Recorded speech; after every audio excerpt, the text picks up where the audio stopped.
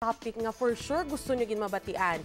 Ang health topic ang tutukan ta. Parte ini sa ginatawag nga sleep apnea. Ano bala ini? Paano ini malikawan o kung mabulong? Ang mga sabat igahatag sang expert gikan sa St. Paul's Hospital kay siya ang aton nga MD. Morning, Doc!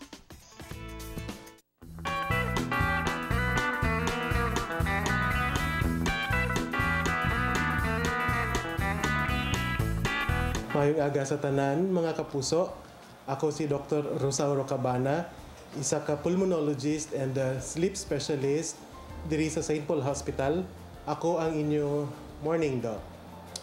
Subong nga aga aton pag-istoryahan ang isa ka kondisyon nga ginatawag naton nga obstructive sleep apnea.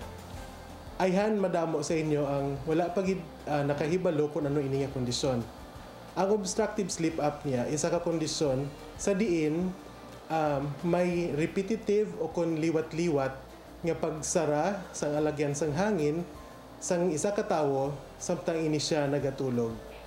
Ano ang mga simptoma sang obstructive sleep apnea? Na divider ina sa duha. Ginatawag naton ina ang daytime symptom and the nighttime symptom. Ang aton nighttime symptom sa obstructive sleep apnea amo ang matunog nga paghuragok, restless nga pagtulog, o kung nagabulo baliswa.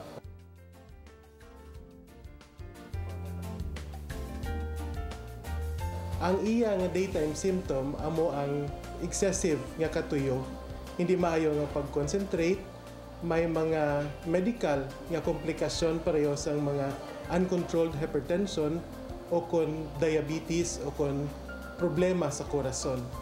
Paano naton ma-diagnose ang obstructive sleep apnea? Ini nga kondisyon ma-diagnose naton sa isa ka proseso nga ginatawag sleep study. Kung sa diin iobserbahan naton ang pagtulog sang pasyente. Kag dira naton mabalaan ang kagrabihon o kon severity sang kondisyon. Makadto kita sa treatment. Ang treatment sa obstructive sleep apnea natunga sa tatlo ka pamaagi. Una, ginagamitan naton ang mga pasyente sa ginatawag naton nga oral appliance. Ikaduha, surgery, pwede naton i-employ. Ang ikatatlo, ang gold standard sa pagbulong sa obstructive sleep apnea among paggamit sang ginatawag nga CPAP o kon continuous airway positive pressure device. Kung may gusto pa kamo nga pamangkoton o kung may gusto kamo nga mag-inquire, tawag lang kamo diri sa St. Paul Hospital Center for Respiratory Medicine section sang sleep disorders. Ang amon staff maabi-abi gid nga magsabat sang inyo pamangkot. Madamo gid nga salamat. Ako si Dr. Rosauro Cabana, ang inyo morning doc.